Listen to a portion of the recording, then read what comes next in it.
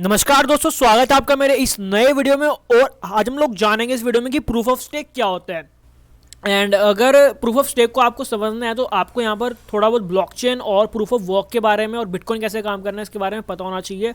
तो अगर आपको नहीं पता, आप हमारी पुरानी वीडियोज़ जाके प्लेलिस्ट में देख सकते हो।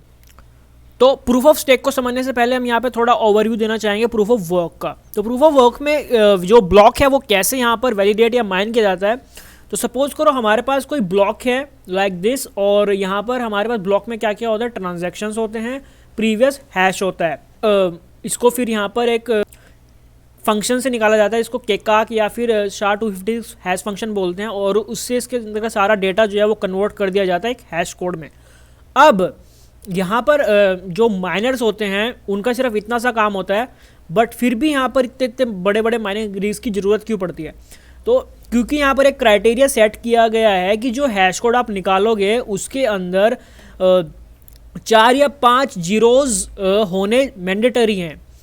यानी कि उस हैश कोड के आगे आपको 4 या 5 जीरोज़ लाने पड़ेंगे किसी भी हाल में, तभी माना जाएगा कि हाँ आपने यहाँ पर सच में जो ब्लॉक है वो माइन किया है, जिसको बोला जाता है प्रूफ, यानी कि आपके काम का प्रूफ। इसके लिए ही यहाँ पर बड़ी बड़ी माइनिंग रिग्स की ज़रूरत पड़ती है, क्योंकि ये एक इंसान के बस की बात नहीं है, छोटे CPU की बस की बात नहीं है। तो इसमें आता है यूज़ नॉन्स का। अब सपोज़ करो कि हमारा जो डेटा है वो है और हमने यहाँ पर उसको माइन कर दिया, वैलिडेट कर दिया, तो उससे एक हैश कोड निकल के आता है। अब वो हैश कोड में मान लो जीरोज़ नहीं आए, तो अब क्योंकि हम डेटा तो बार बार चेंज नहीं कर सकते, अंदर का डेटा चेंज कर देंगे तो वो तो गलत बात हो गई। तो हम हैश कोड कैसे चेंज करा सकते हैं बार कि मतलब हम 4 या 5 जीरोज़ लेके आए, ऐसा कैसे हो सकता है? उसके लिए ऐड किया गया यहाँ पर नॉन्स। अब नॉन्स आप समझ सकते हो, यहाँ पर नंबर्स होते हैं जो बार बार यहाँ पर चेंज किए जाते हैं ताकि ट्रांजैक्शन के साथ कोई छेड़छाड़ ना हो, प्रीवियस हैश के साथ कोई छेड़छाड़ ना हो। बट इसमें एक एडिशनल नॉन्स डाल दिया जाता है जिसको बार बार चेंज करने से हैश कोड चेंज होता रहता है, और जब तक कि हमें यहाँ पर रिक्वायर्ड 4 या 5 जीरोज़ हैश कोड के आगे नहीं मिल जाती, तब तक हम यहाँ पर इसको चेंज करके बार बार ट्राई करते रहते हैं।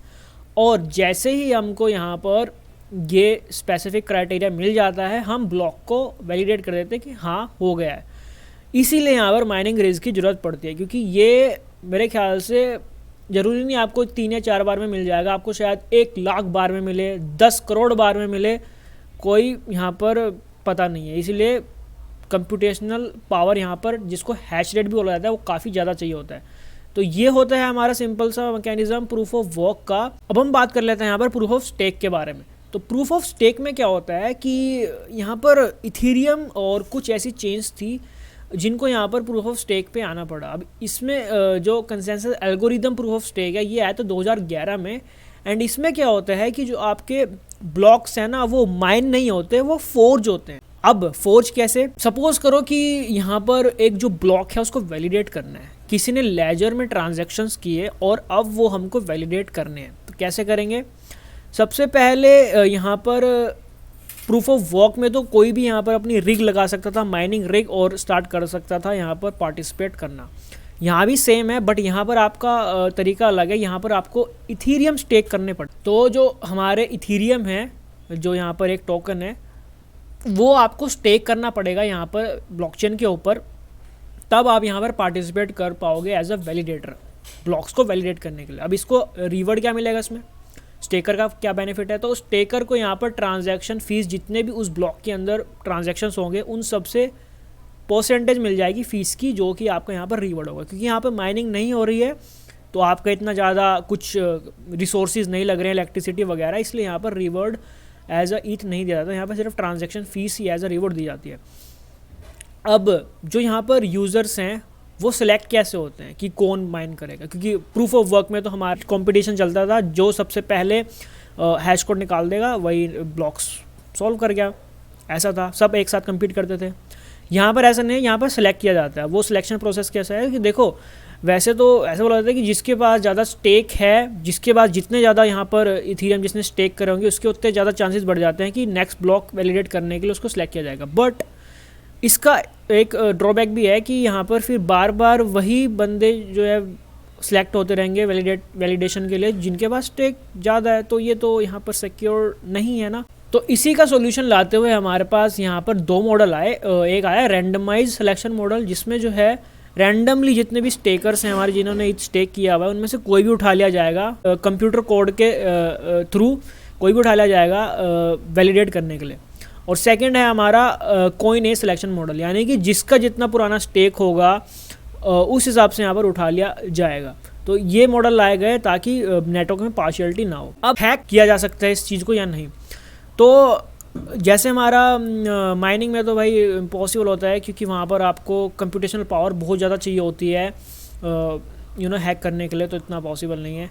यहाँ पे भी सेम वैसे ही है। यहाँ पर क्या होता है कि आपको स्टेक चाहिएगा, तो जैसे आपने यहाँ पर स्टेक कर रखा है अपना ईथ, और अब यहाँ पर आप कुछ मैनिपुलेट करने की कोशिश करते हो ट्रांजैक्शन और लेजर के अंदर, तो तुरंत आपकी जो है ईथ बॉर्न कर दिए जाएंगे। इसलिए वो ईथ स्टेक कराते हैं ताकि आप कुछ गड़बड़ ना करो, क्योंकि अगर यहाँ पर किसी ने कोई गड़बड़ करी तुरंत उसके जो ईथ हैं वो चले जाएंगे, हमेशा के लिए ख़त्म हो जाएंगे, तो उसका नुकसान हो जाएगा। इसलिए यहाँ पर जो वैलिडेटर्स हैं वो कोई भी गलती नहीं करते हैं या गलती की गुंजाइश नहीं छोड़ते, कि उनको पता है कि उनकी गलती अगर हुई तो यहाँ पर उनके इथीरियम जो इतने मतलब जिसका इतना यहाँ पर कॉस्ट है वो सारे बर्न कर दिए जाएंगे, उनमें से कुछ penalty as a penalty burn कर दिया जाएगा कुछ हिस्सा।